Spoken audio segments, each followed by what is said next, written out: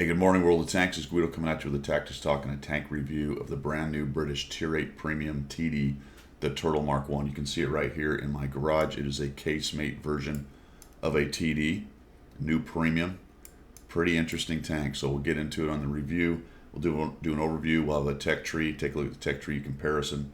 We will look at the 3D model, so basically just worrying about the crew training possibilities with this, as it is a premium and does not have modules that you have to upgrade anyway. Look at a comparison amongst its peers. We'll look at my stats. We will look at my setup, and then I'll give you 3 examples of gameplay. You may have already seen I had a pretty good game, and I dropped that last Saturday. So I already gave a quick review on this, but this will be the in-depth review, and you've got a few more days to buy this. As of today, which is Saturday, I should drop this on Monday. You'll have 2 or 3 days to pick it up if that's what you'd like to do. So let's get started. We take a look at this. It's a pretty standard casemate layout, and interesting to me for the fact that it's a British tank that doesn't have a lot of weird things going on. You know what I mean? You got the AT-15 over here with all kinds of strange bulges and hatches and whatnot, and then you come back over here to the Turtle, and it's pretty straightforward tank. If you take a look at the vehicle details up here and you read the little blurb that they have on it, and I didn't really look at these very closely, but I started looking at the rest of the line down to the AT2. From the AT2 all the way up to the AT-15, they are design concepts from the exact same design competition, it seems, for a breakthrough TD or a breakthrough assault vehicle in World War II in about 1943. So every one of those appears to be from the same design competition, and this was just another one of them. Only a few of them got built in any way, shape, or form, or at least even started. Most of them were just concepts, and the design was more or less finished, but they never really built them. And then it mentions on all of those little write-ups that all of them eventually went to be the Tortoise. So a lot of the concepts in them and things, but they really run the gamut of sizes of gun and armor, so it was an interesting competition. Apparently, we got a lot of tanks out of it in World War II. We got a lot of tanks out of it for World of Tanks, which was kind of interesting. As you can see, it's a fairly large TD, not quite as big as the JT, not as far as tallness goes, which is going to affect its camo, which is pretty bad for a TD. Any of the big tall TDs, it seems that tallness is really what wargaming focuses in on for camo. Take a look at the T28, so it's taller than that, but it is short, relatively short. And the armor layout is kind of conventional, unlike a lot of the British TDs with all the weird bulges and angles and things like that. You also note a very important thing is it does not have the great big bulbous hatch that says shoot me. What it does have, unfortunately, is a lower plate that says shoot me because it is much lower armor. We'll take a look at it when we look at the armor layout. But what you'll also note is that when you start to angle this thing, you get some pretty good angles on here. And the good news is you can almost, not quite, almost angle it enough to still get the gun on them. So when you're coming around a corner or when you're trying to bait shots, it actually does a decent job of that. It's got good side armor, which we'll talk about once it's angled. For side scraping, you might go, well, Guido, you don't side scrape in a TD. Well, you kind of can with this guy because he's got 20 degrees of azimuth. All right, gun traverse. So we'll take a look at that as well in the stats. Obviously, the side's a big billboard, pretty easy to pen through at 100 millimeters. Most everything's going to go right through it on the side. But interesting tank. Standard-ish armor layout for a casemate, unlike most British tanks. Lots of armor. We'll get into the numbers here in just a minute. So let's move on to the tech tree considerations. Okay, as it is a case or a premium tank, it will not have to upgrade modules. So you've already got those. All you're really interested in is how does it train crews? What is the ease at which I swap crews back and forth? Do they match up with the crew of the Turtle? Well, good news, bad news. Good news is most of the casemates are a perfect match. I did not know this, but from the AT-8, which is sitting at Tier 6, you've got a commander, gunner, driver, radio operator, 2 loaders. Well, guess what? That's what your Turtle has, exact matchup. And all the way up to the Tortoise, you're going to be fine. So if you want to train AT-8, AT-7, AT-15, or Tortoise, that grind is going to be pretty easy because it'll be just a straight swap of crews, no problem. The Badger is a little bit different. The Badger actually has, oh, I'm sorry, the Badger is actually the same. I don't know what I was looking at. So it's even better news. I got better news for you. It goes all the way up to the Badger. So that entire casemate line is a perfect match for the Turtle. starting at the AT8. The AT2, I believe, has 2 crew. Unfortunately, the turreted line is a bit of a mixed bag. The 4004 Conway is sitting at 4 guys. If you go to the FV 4005, it's got 2 loaders, so it's running with 5 guys, and it's a mixed bag all the way through. What that means is you can still use these crews in your turtle, but you're going to need some extra guest help in there, an extra loader in some cases, and radio operators for sure, because it looks like most of these don't have radio operators. So there you go. Tech tree considerations. Pretty good for grinding out your casemate line. You're going to have to do a little bit of futzing around with crews on the turreted line. All right, let's look at the 3D model next. Here it is on tanks.gg, and you can see that pretty thick armor up top at 265. The sloped bit, a little bit less armor in the 200s. So anything with that around 200 pen is going to struggle a little bit just to go through. But most tier 8s you're going to find are going to be able to dab number 2, or especially TDs. Some of the high pen heavies will have a chance even with the regular AP. But what's interesting about this is once you start to do a little bit of this, look how much better the armor gets as the angle changes. Start to get in some really nice thick armor that's going to require a number 2 or a tier 9 or tier 10 kind of pen, maybe even with gold. And it's fairly uniform except for this guy right here. It's got that little protuberance there where the gun comes out of the mantlet, kind of the armored piece around the mantlet or around the gun, and it starts to flat plate that. And of course, once you get flat plate completely, like I said earlier, pretty easy for just about anything that fights it to get through the side armor. So I thought that was kind of interesting. Do note there's that lower plate we talked about. Most times when I go up against somebody and get too close and expose the lower plate, I'll find holes all along here, because everyone knows in general that's a thing, right, in World of Tanks. But if you're going against one of these bad boys, that's the place you want to go if you're struggling a bit with pen. And once they start to angle, now that's what I was talking about. It doesn't show the degrees of angle necessarily here anywhere, but that's looks to me about 20, so it gets a little better right there. And that's what I was saying earlier. You can put a really nice angle on people, but your gun's probably not going to be on them. That's a little bit, or quite a bit actually, past 20 degrees of azimuth, which is what the gun has. So I wanted to actually show you a tank that's kind of similar, which is recently also been put out, is the TS5, which everybody knows is a very well armored TD, and you can see that its armor profile is just plain old better. I didn't realize this little spot here was that weak. It's kind of interesting, and if you have any kind of lookup, it's really easy to go through. But this whole mess right here, trying to punch through that casemate piece, is very difficult on this tank, and almost from really any angle until you get a little bit more, and then it starts to get easy because it's flat plating things. But it also has this tumor up here, which there is one, but that's hard to hit. That's really flat. So similar armor, or similar kind of tank, slightly different armor layouts, and it looks like to me the TS5, at least from what I've played, is somewhat superior. We'll talk about it in the comparison on those two, on what the differences are between those tanks and why the Badger has some advantages in some cases and the TS5 has some in other cases. But there you go for the armor layout. Strong but not amazing. And we'll look at that in the stats. We'll talk about what this armor layout does for you. All right, we'll dive into the comparison. What I've done here is I've picked a selection of premium TDs. Is probably what you're interested in. And then I've put the AT-15, which is the Tech Tree British Tier 8, just as a comparison to see how they stack up. I have a mixture. I've got some of the Assault kind of TDs, the sort of hybrid T103, and then some of the faster, or at least 2 of the faster, lightly armored TDs. And then the ISU 130, which is known for DPM. We'll talk about that in a second. And as I said, the AT-15. So what do we got going on? The Turtle's average damage per shot is at 330, which is pretty nice, especially considering how fast it spits rounds downrange. Not quite as high as the TS5, which I talked about earlier that we would compare, or even the ISU sitting at 490. And as a matter of fact, it's down on the low end compared to most of these, except for the known pew-pew guns of the 8.8 and the AT-15, which are well below the 330. So it kind of lives in this weird middle range, but that doesn't hurt it too much because what it has is DPM, which we'll get to in a minute. Penetration is okay, not amazing, but okay. The gold round only adds about 25, 28 points to it. So it does struggle a little bit if you're talking about I'm going after a tier 10 and I really need that somewhere around 300 pen. You're not getting it with the Turtle. you're not going to get it at all.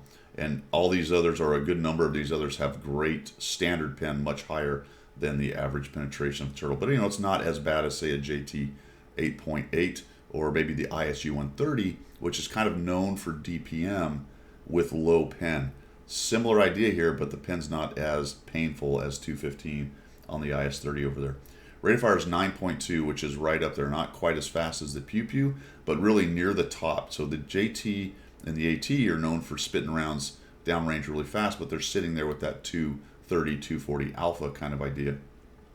This one is not far off and definitely faster than, say, a T103 or a Kanonen Jagdpanzer or an SU. So it's, again, sort of in a middle ground, an interesting trade-off.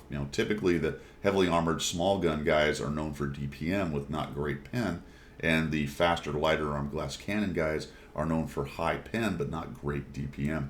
This one is somewhere in the middle.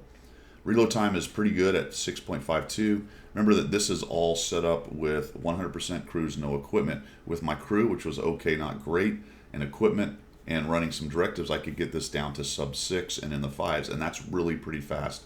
If you're considering a 330 alpha gun firing every 5.5-ish, 5.7 seconds, that's powerful in the right place. We'll get to that in just a minute because that's sort of how I characterize this tank. Gun traverse is 20.86, which is decent because it's only got 20 degrees going anyway before it hits the stop. The gun depression is -10 with the elevation at 20, which is great. The -10 is very usable. You look at the AT-15, it's at -10. And you look at the TS-5, which I'm comparing it to a large extent, at only -5 on the TS-5, and there's a big advantage for you right there. Hold down or popping over ridges or ridge fighting with the Turtle 1 is very comfortable at -5, and it does not require a whole bunch of goofing around with angles and trying to come up and over onto flat spots before you can fire, because you got that wonderful -10. -10 really is the comfort zone in World of Tanks. Gun traverse, like I said, is 20 degrees each side. That's great. That gives you a 40-degree field of regard, which is very, very good, in fact, for a TD. As you can see, best in class for a casemate in this list, minus the Sioux, which is a partial turret, obviously, at 77 degrees. Enemy time is real nice at 1.82. The TS-5 is at 1.73. I didn't realize that, but you have to add to that the next line, which is dispersion at 0.35, with the TS-5 at 0.42. I didn't realize that. That is a horrendously bad dispersion. I don't find the TS-5's gun to be quite that derpy. I mean, that's entering derp region, right? Big Soviet gun, 122 kind of dispersion. I didn't find that on the TS-5. But anyway, the T-30, or the Turtle 1 has 0.35, which is really nice. The rest of them are pretty comparable, other than you see the AT-15 at 0.29. But again, known for a nice, tight little gun, and the JT-88 at 0.3. So again, accurate, fast-firing, lightly hitting guns, as opposed to the Turtle, somewhere in the middle, fairly hard-hitting, decently accurate, decent rate of fire gun on that thing. And then you get to the DPM, and that's where this bad boy shines at 3,037. Best in class here, not far off from most of them. I mean, the JT-88's at 29, the TS-5's at 29, so you're only talking another 80, 90 DPM. The AT itself is at 2,879. So, but the combo here then with that is a couple things going on. Finishing power with a 330 alpha, which is nice. The fast rate of fire with the relatively hard-hitting gun, and it's combined with good alpha. Good gun depression, a large field of regard of 40 degrees, and what you basically have here, firepower-wise, is a tank that can really clog up an alley, right? So any kind of alleyway or small part where you can keep the front armor of this tank to the enemy with a little bit of cover to work around and side scrape off corners and keep minimized exposure, you're going to have a good day with this tank and this gun. Taking a look at survivability, it's at 1,400 hit points. Not quite as bad as the glass cannons, but not at the top like the TS-5. And then there's the whole armor. The numbers are comparable to the known heavily armored tanks. We already looked at the TS-5. TS-5 just has a better armor layout for this kind of thing, but the Turtle does have usable armor in the right situation. Slightly above situational armor, but not like a Mao's level of I really am going to rely on armor here. Oh, this This is where it gets painful. And I didn't realize it's actually as slow as the AT-15, but this is TOG2 speed, slow. Very, very painful, slow. And it is going to limit the tank's ability to carry and get around the battlefield. We'll talk about that when we get to the replays, because this thing really has an issue. If you don't pick the right side, or the battle doesn't come to you, or a combination of that, then you're in big trouble. You're going to have a hard time kicking out damage. I had a really good time with this tank as far as DPG goes. I had an okay time as far as wins go, because of its flexibility to get around the map is limited, which means that sometimes you spit out a lot of damage, but it's last defense mode, right? You're the only one of only a couple of tanks left. You went to the wrong side, whatever the case may be. You weren't able to get to the important fight, and now you're just spitting out some last minute damage. So good DPG tank, very difficult carry tank. Very difficult to carry tank. Take a look at the 100. I just wanted to mention that the 100 on the side is really nice because of its ability to sort of side scrape and do a little bit of that. You will find some good bouncing off the side of this thing right here. So like I said, 20 is very slow, very painful. The whole traverse is okay, not amazing. So you definitely want to use those skills and perks and things that help you turn your tank, because it can get circled fairly easily.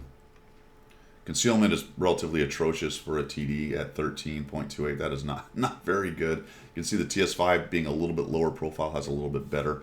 If you look at the poor T103 at 4.45, remember how just massively tall and big that thing is. It's a bit of a mixed bag. It's not terrible, but it's not very great either. And then, of course, we need to have view range, because that's very important. 370 is reasonable for a Tier 8 TD. You know, if you got some 380s, you even have a 390 with the JT88. All right, that is the comparison. Let's take a look at my stats and how I did with this tank. All right, here's how I did in the Turtle. I ran 20 battles for you guys, 55% win rate. All that means is I won one more than I lost. But I had an average XP of 1,162. And anytime I'm at 1,000 experience, I know I'm doing well in a tank. 55% victories, 50% survival, 73% hit rate. That's that slightly, little bit derpy gun. Damage ratio good at 2.2. Destruction really good at 3.1. Here's that armor use efficiency. And what I say here is usually when your armor approaches that 1.0 efficiency, that means you've got a pretty well-armored tank. Somewhere between 0.5 and 1 is more situational armor, good in certain situations. And 0.5 and less is you're getting lucky bounces every now and again on your armor, and you can't rely on it at all. So that's actually pretty darn good. We'll take a look at the TS5 in just a minute, how I did with that just as a comparison. 2,444 is overperforming DPG or DPM, DPG wise, damage per game. I would expect that to come down a little bit. I had a one monster game that I showed you guys with 5,000 something damage, which is skewing that small sample size of 20 battles a little bit. I had multiple 3,000 damage games in there as well. I also had some 0 damage games, at least one, and at least 2 games where there was 1 shot of damage before I died. I just went to the wrong place, got overrun, already over kind of thing. The 0 damage was pretty funny. I just simply went to the wrong spot and got swamped. The whole team got romple stomped and it was over. So you will have that happen in this tank. You will probably not avoid that because of its speed. And if you make a bad choice, you're in trouble. Anyway, damage received 1153. We have damage caused with assistance, standard TD kind of stuff, fairly low at 466, and real low on the enemies on the vehicle spotted. Obviously, it's a wonder I spotted anyone first, to be quite honest. I don't know. Maybe I saw the light tank that came out of nowhere and got into the backfield. I don't know. I don't remember spotting anyone first in this thing, to be quite honest. Destroyed at 1.55 is pretty good. There's that big damage game, 5,628 with 6 kills right there, and it was a 1,900 base experience. So those are good stats. I would expect those to come down a little bit. I think this is about a 55% solo tank. It's good enough to be able to do that. Maybe down to 53% for me on this. I don't think this is a 60% solo tank. I don't think I would ever approach 60% on this, to be quite honest. Not with it after about 100 battles or so. I wanted to compare it to the TS5 because that's the most recent similar kind of tank premium that came out. So we do that. We notice that those numbers are a little bit lower. The destruction's pretty close. The armor use is a little bit higher. I think that speaks to just the better armor there. Survived at 35%, lower. 2073, quite a bit lower DPG, but like I said, I think I'm overperforming a bit on the turtle right now. Damage received similar. Experience under 1,000 there.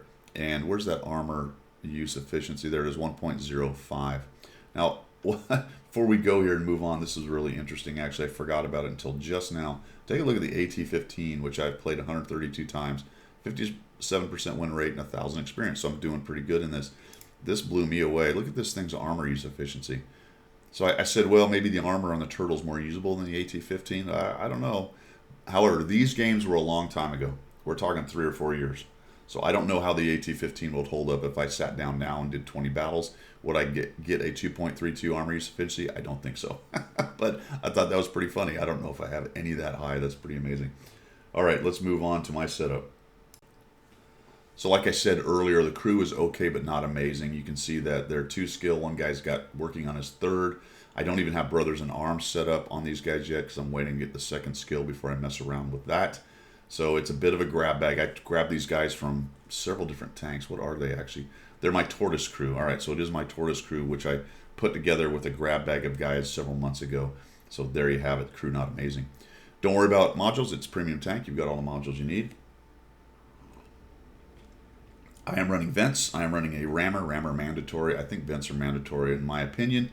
And gun lane drive's the best thing you can do for its gun. I think that's the best setup. I suppose you could drop maybe vents for a camo net or something if you want to be sneakier. I feel like this is more of an assault idea, so I tended to get up front and start punching people in the face. When I say get up front, I mean, you know, next week when I showed up to the battle. I've got 36 AP. I ran 6 APCR in this and carried some HE because it is a 105, I think. Well, it's a 55 pounder. Is that a 105? I don't know, 120?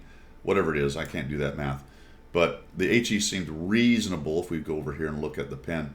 There's the 224 average pen that we had, the 253. Not great, right? For gold pen. 54 pen for the HE is not great, but the 430 is an okay damage for an HE round. So I did carry some for resets, things like that. Large kits, large fire extinguisher, and I did run the aim tuning directive, which seemed to really help out with the gun stats. So we look over here because I showed you 100% crew. Let's see what all of this equipment does and my crew. Gets my rate of fire up to 10.26. Gets my reload time, like I said, sub 6 at 5.74. It gets my, aim time to 1.59, which is pretty good. And my dispersion down to 0.34. With a better crew, some of those numbers will get a little bit better in there. And when I get Brothers in Arms, that will obviously help all of those numbers. So that was my setup with this tank. All right, 3 examples coming. All right, here's the first example we got going here on Monastery.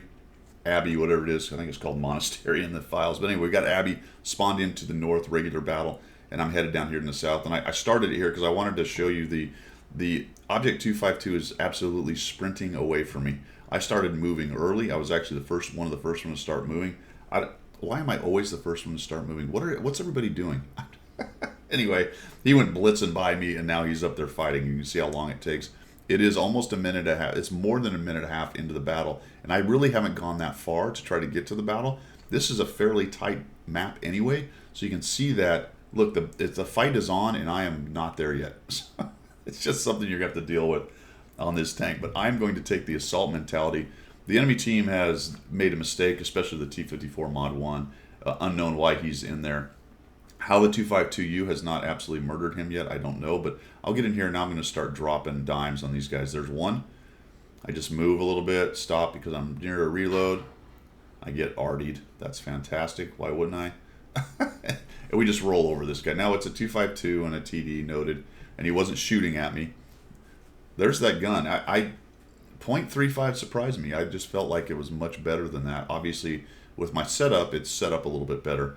But you see the dispersion circle is relatively large, but what's nice is it zooms in so fast. So I'm going to try to get a shot on this RHM here, and I just do the old assault thing on this guy. Just come at him, he's looking at me. Boom. I guess he missed. Oh no, he shot HE. Fantastic. I don't know, what do we learn from an RHM shooting HE at us, making us feel like we're awesome? I don't know. Right into the lower plate, that didn't bother me. There's a little bounce, TS5. Put the little wiggle jiggle on it just to increase the angle just slightly. Get a track on him, and down he goes. Now I'm going to turn around, and as slow as this tank is, this is a basic concept in World of Tanks. We are way ahead, but look, they're starting to threaten over on the other side. And while we have a lot of tanks back there, guess who they are? They're all the campers. Typically bad players. And they usually get owned. Who are these guys pushing? Typically the good players. So I'm going to head back. I'm actually going to speed this up because it just takes forever for this thing to get anywhere. Jayhawk in the Progetto is in my clan. So he heads back to try to deal with this. And look at that. They've just cleaned out. They've cleaned out our campers. Minus the Udez, which is far back in the TS5.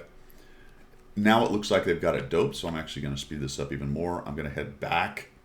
Painful, right? Very painful. All the way here. And I have to get clever because I don't want to go...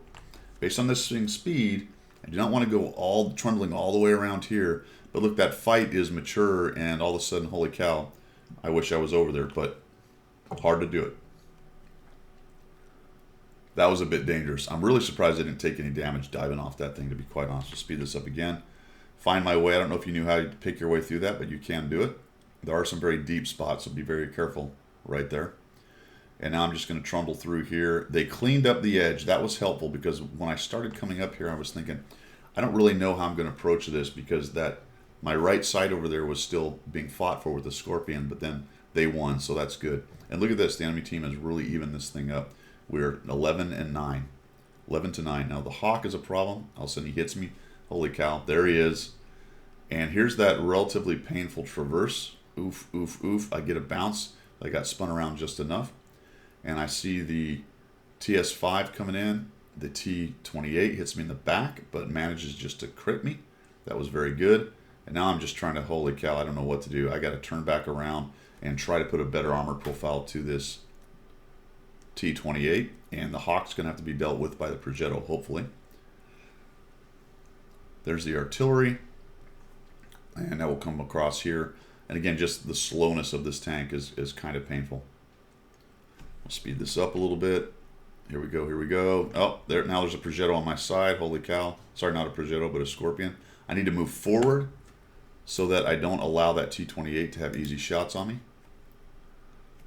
That guy's doing a nice job, and now I'm stuck out in the middle. So this is a bad spot for a Casemate TD, especially one that's relatively slow and has a hard time getting its armor profile turned around. Now I see the Progetto working over to maybe chase him off. If I can then get closer to this ridge, which is what I'm doing, then that makes any shots at me here more difficult. And if I can get a little over to the right, fairly soon you won't have any shots on me. I do want to avoid kind of driving out over here too much, letting the artillery see me, and then the AT, or sorry, not the AT, but the T28 come over and get shots. So not the greatest approach. But because of its speed and the situation I was in when I started moving this direction and the game situation, I felt like I didn't have a lot of options. But we pushed the Scorpion off enough. Now I've got a Progetto coming up to give me a hand. I'm going to come up and over this, behind this bush, because of all the stealthy camo this thing has. There he is. And kind of a bad choice of shots right into that kind of heavily armored side. He's got decent depression on this. I'm going to try to sneak one. Holy cow, look at that. Look at that. Obviously RNG helping me out right there, but I put one into his hatch. You see the dispersion circle was still pretty big, but it wasn't terrible. So I'm actually going to go around this way. So what I'd like to do is find the Scorpion or the artillery and take those guys out. So I wanted to show this one because, I'm talking about how slow the tank is. If you work with it carefully, you can kind of get around the battle. I started obviously on the spawn. I'm over near the cap. One of the last guys alive, still trying to help make this thing happen. And it can maneuver around a little bit. You just have to kind of pre-plan what you're doing. And then the Scorpion G takes out our artillery. I find their artillery, but unfortunately the T28 is right there. Now this is where I'm going to use that nice azimuth on the gun. I have to get rid of one of these guys. I can't let them get together and figure it out. So I'll just accept the hit from him. Look at that. I can crawl around. I can get the gun on him. Now I can get forward on this guy. He gets a running shot on me, so good on him. I'm still stunned. Just zoom right in there, take a chunk out of his top turret. And now I'm just going to back out right here. Look at that. So I can kind of side scrape. It's really nice. Put a little angle in there. I'll just shoot right into that top hatch. Try to protect myself. He can pretty easily one-shot me. There's a little wiggle jiggle, and he bounces off me because I'm keeping him from shooting my lower plate right there. So there you go, 802, 887 assist, 1 kill, and still, even though it's, you know, a very poorly mobile or not a mobile tank, you can still make it happen with a little bit of planning. Now let's move on to the second example.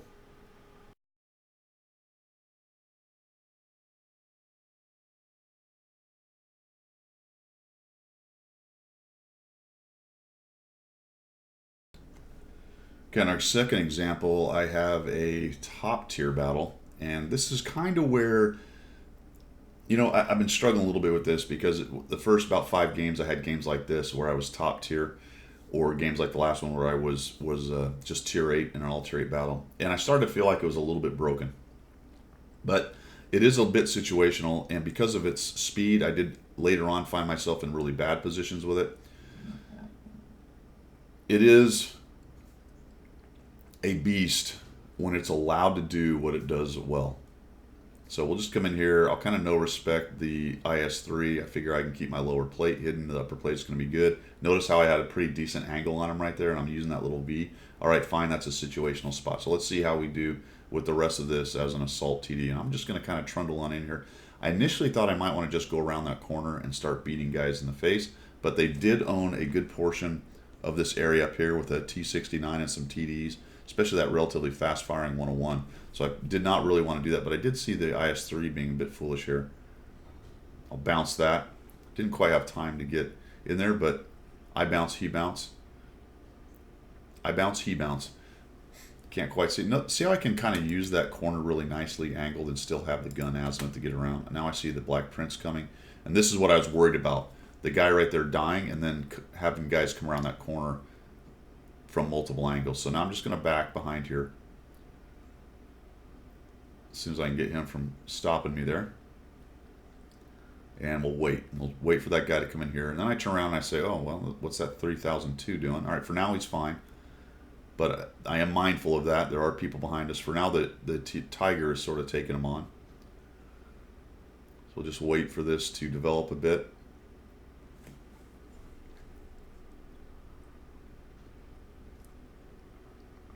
Again, I could push up, but now there's a Sioux, there's a WZ. The problem with the casemate, even one that is as relatively flexible as this one is once you get tracked a couple times, you're in big trouble. You are in big trouble. So keeping them away from you so they can't track you and get around you is pretty key. And all of a sudden the Tiger P dies, and I see this 3002 making a move. He's probably thinking he's going to come around behind. There's not much over here. I'm betting he thinks there's not a whole bunch. He might be able to sneak, and then he just says, oh, hello. And he found me. Unfortunately, he's not bright because he doesn't seem to be going after my tracks right here. See, just kind of maybe he was going after the tracks. He should have gone around me as well. That would have caused me a lot of trouble, a lot more trouble than simply sitting in front of me. Watch how fast this thing reloads. Boom, boom. Just a little shift, and I'm just going to push at him, and I'm going to get reloaded in that 5.7 seconds. And poor tier 6 medium has absolutely no chance. Now, tier 6 medium is going to have no chance against most premium or most TDs at tier 8, but it's got the armor to just kind of blow off that guy's gun, whereas, say, a Scorpion or a Canonen, the Jagdpanzer or something with lighter armor would have taken some hits. I took 0 from this guy. So I got the KV-3 there, and I see this dude. I'm going to try to snipe his hatch, but I don't think I get it. No. I know the KV-3 is there, and then the WZ gets hammered because there are some guys. This is important. There are some guys over here keeping these dudes from just driving around the corner and hitting me. So now I'm just going to be assault TD and go after the KV-3, who I know has relatively poor pen unless he hits number 2. So I hammer him once, just go after him. He dies. I see the type or the T69 out there. That guy is not aware he's spotted or doesn't. I don't know what he's doing, but I may have missed a shot on this 101 up here. I don't know where he is. I think he's behind the buildings, but I feel like the bigger fish to fry are over here on this corner. Game is still in the balance, but you can see I'm just sort of driving around. When I want to go and push, I do it because of being top tier in this particular game. With this matchup and their TDs aren't being aggressive, I have no care in the world really. I just drop him. Didn't even really pay attention to where I was aiming. That guy bounces me. He's not wiggling, not doing anything. I destroy his turret top there, and I walk through that guy as well. It looks like the Su-101, which is one of the tanks I'm worried about up there, is getting jumped on. They eventually get rid of him. But we do have a bushed up Su-130 PM. There is a WZ running around somewhere. I figured he'd still be here, but actually he bails out pretty quick. Realizes he's losing over here as I'm gobbling up everyone I come in contact with. Plus he took some hits. So he runs off. And the 1357's a problem. Nice spotting with him. And of course they have an artillery. So this is not great. We are at a little bit disadvantage of spotting. And we got all three of them. So we know where three of them are. I imagine the artillery is up there in the northeast. So I'm going to come around this corner. And I just sort of no respect them. Normally I wouldn't really do this with most tanks. I'm just going to drive. Just going to come at him. Su-130 is kind of doing the same thing. I don't know if I'd be doing that with the Su-130, but he is. What I'd really like to do is catch the WZ out in the field and get rid of him. Our artillery hits him and slows him down. That's helpful. Notice, though, just how slow it is. What I'd like to be there now, right? I want to get to... I know that WZ is spotted. I know that his back armor profile is to me based on the direction he's going, but I cannot get there. It's taking too long. So we'll come on in here, and I see that guy. Just quick inspection to see if I have a shot. He's just about getting away. We'll drop one on him for 335. Nice roll. That'll work. 355, I guess. And he's... Oh, man. I really thought that was going to be the end of him, but he gets away. There's the only guy really that can do a lot of damage to me other than potentially the artillery. So the Su-130 resets me and puts a big hit on me. Good news, E25 guns him down. Now we're in good shape. The WZ is way up there. 1357 is a problem. He's going to be spotting for the artillery, the M12, who can do some resets. Probably wise, really, for the Su-130 to get off the cap. Because if I was that artillery and I saw the Su-130 or me, I would definitely take down the Su-130 PM. So we're going to hang out here for a minute. This was not my favorite idea. I just didn't want to try to cross and get hit in the side by the WZ and then Artie, because that was about a recipe for losing right there. But I'm obviously spotted, or he made a good guess, so I take a hit. I'm thinking E25, man, can you find this WZ? So we'll hang out here a little bit longer. I don't know why I'm rocking. I am for some reason. And I'm thinking, all right, this scout's going to have to come out. Either I'm continually spotted, which I don't think so, and then finally here comes the scout. Looks like the Su-130 got a light on him. So he's going to come a little bit forward. I know there's that rubble pile there, so he's got to come to the left of that rubble pile. And then he takes down the 130 PM, and that kind of changes things. Now we're not in great shape. I sneak one into him. I know I'm going to get Artie. Take a couple hits, and he does not realize the reload. I leave him 3 hit points, and that's unfortunate. But he does not really realize the reload of the turtle. And that's something that will surprise people at how fast that relatively hard-hitting gun will reload. The E25 goes in after the 1357, takes him down. Then we've got the WZ-111. So I'm actually just going to go. Let's go find these. We got 6 minutes. You know, I can actually move around a bit over here and still get back. Take a look at maybe where the WZ is.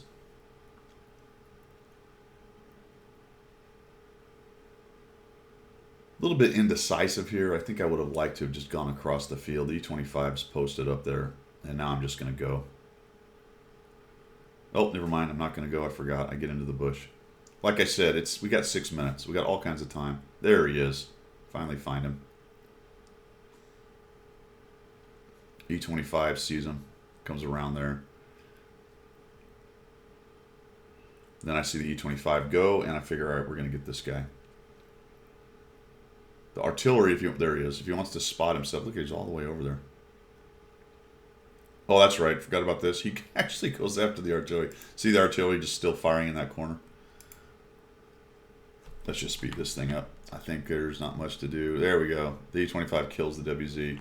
And I don't get any more damage. E25 actually gets up there and gets the artillery. So there you go. Top tier, 3,185. Slow but steady. Really, in a game like this tank can have its way.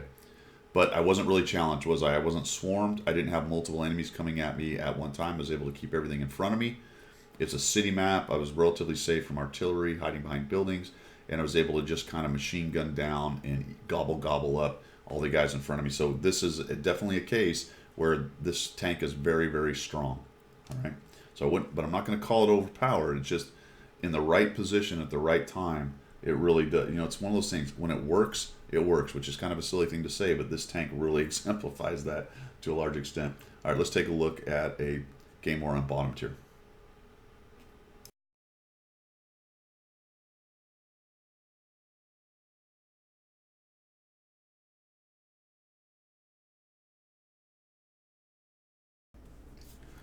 All right, on the first game, I showed you an example of kind of parity. You're able to handle everything, right? It's the same tier battle. Able to move around the battle, get some damage in, do a decent job there. Mobility not so great, but if you plan forward, you can do something with it. The second game I showed you, very permissive. You basically own everything.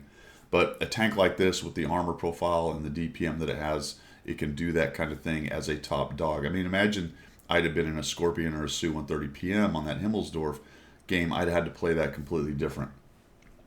If I was in the city being assault tank, which you can do with those, but have to be very careful, I'd have certainly taken damage, especially from, say, the 3001. Several other of them hit me as well. So that's what this tank allows you to do. Now here I am, however, on the third example, I am the bottom feeder. The last thing I want to do is go challenge some of those tier 10s. And fortunately for us, we find the Object 140 being very foolish, and I'm able to actually drop one on his lower plate, which is unbelievable, from that range, and twice. You can tell that that's kind of an RNG thing right there. Obviously, I'm not sniping his lower plate, but I got spotted, which kind of blew my mind. Somebody in the middle has gone through enough to look at me through one of those. There are not many of them, but there are some over here. Little V's in the coverage that you can get a shot. And holy cow, if the AMX did not figure out one of them and nail me in the side. So I take a couple shots at the 140 and drop 600 on him, but I eat a shot back. I simply just did not want to go into this middle because I felt like I was going to be a liability there. And unfortunately now I'm using an assault TD as more of a sniper position. But had I been up there fighting those guys, I probably get absolutely waxed in there. So I take a quick shot. I don't even know if that's where the V is. I'm actually sitting in this bush trying to figure out how on earth did he actually shoot me. I'm not exactly sure where that notch is. I know it's there, but I'm not 100% sure where it is. It's somewhere in that general area, I think slightly to the right. So they're beating us up in the middle a little bit, although we did take out their Batchat 25T, and we did get their TS5 out of the game, so they're down one tier 10. So I'm just going to kind of watch this battle unfold for a moment and pick my move. And the point of this is that, you know, even though you are a heavily armored assault TD, you do need to have a little bit of care with this tank. We do a decent job in the middle. They're actually taking shots from multiple sides. You can see guys shoot them from the other side over there as well. And I'm kind of looking at this going, okay, I see what we're doing here. We're starting to win. That middle push overextended without any support. So all of our extra guns shooting from several different directions, we're able to take these guys down. The 140, we'll just sneak one in there, but I'm not anywhere near. So I just said, all right, fine, we'll move up. Looks like we got a good force over here on the west side, so we'll come down to the south, headed towards the southwest. The middle seems to be sorted out. It's a one-shot AMX in there, and we've got all kinds of tanks swarming all over them. And this is where, with this tank, especially in a game like this where you sense that the Rumpelstomp is in development, you've got to get moving forward to get yourself some damage. You see I've only got 651. Haven't really been a big part of this battle at all. I was able to help push that 140 back and make his options very limited, but now it's time to get on my horse. Is it a horse? It's like a slow mule. Maybe it's a lame mule. So I get on my lame mule and off we go. The Progetto is running off. The KR is sitting on, is that 1 hit point? Or is it 7? It's hard for me to see. I need my eyes. I don't know. It's 1 or 7. And we will trundle up this away. I'm going to speed this up because goodness gracious, watching this thing drive is so painful. Take a couple quick looks. I don't see anything. We'll move around to the castle, think better of that, and we're just going to go down the middle. And really, this is Romple Stomp time. They are collapsing, but I wanted to show this because you can make things happen if you plan early. So I move up with these guys looking for shots like that because I know they're going to eventually light some TDs over there. They clean that up, and now the rest of the hit points are in the middle. So I'm just going to cross. I know that crossing's there. I know that there's a couple autoloaders here that have been facing down my guys in the middle, and the plan the whole time was to come in just to like this. Watch how fast this thing reloads. Boom. And I don't know if he's ignoring me or if he just doesn't know I'm here, or he's so intent on shooting those guys he thinks the damage is coming from them. I have no idea. But 3 quick shots. Boom, boom, boom. The Emil 2 is on a reload. It's obvious because he's running away. And they were both shooting at those guys just moments ago. See how far right the gun is? I just have to kind of come around the corner. I should have kept coming. I tried the side scrape thing. I do need to be careful. I sneak one into the front. He doesn't really want to go around me because, there you go, he did get reloaded. He doesn't really want to go around me because those guys are behind me. And what's interesting there is I get that shot, move, he shoots me, and I actually reload before his enter shot happens, unless that was his last shot. It could have been. But machine gun that guy down, and we're at 2019. And that's basically, I don't get any shots on the T30 right there. Maybe I do. Let me see. Before we get to the conclusion, I'm pretty sure I don't get a shot on him, though. No, I don't. He dies. So, not amazing, 2015, but when you are the bottom tier guy in a tier 10 battle with this tank, what you've got to be careful about is getting overexposed early. And even if you go to the brawling area, the armor it doesn't really hold up that well. So I end up standing back. But that being said, you do need to use the mobility such as it is on this tank to get forward so that you can help. Or, in the case of a Romple Stomp, at least get some damage out of it, right? At least get some damage out of it. All right, let's conclude this thing. We'll wrap it up.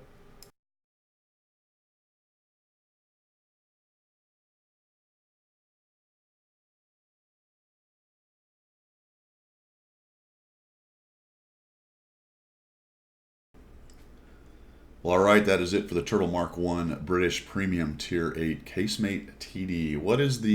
What's the call? What I say about this is when it works, it works. I mean, I don't know what else to say about it because it is an absolute beast when it is allowed to do what it does best, which is sit in front of people and just blast rounds downrange, or bully, in the case of the example of my Ruinberg battle, bully lower tiered tanks. It's an absolute beast, but it can be a 0 damage turd if you are too aggressive with it, or get it in the right position, or even pick the wrong flank sometimes. You know, especially on some of the very wide open maps or larger maps that play large, that you have a choice to go right or left, and that's all you've got. Right or left, I got that backwards, and now I'm hitting my mic. But point is, if you pick the wrong side and the battle goes somewhere else, you're going to have a heck of a time getting back to it, and you will find yourself getting very low damage games simply from being out of position with this tank. So it does require some care and planning. Like I said, when it works, it works. When it doesn't, it is extremely painful. I usually don't say anything about whether it's worth it to you to buy. That's up to you. It is for sale. This is Monday. There's a couple days left. I wanted to kick this out as fast as possible, but I needed the 20 battles to get a good idea of this tank. I like it.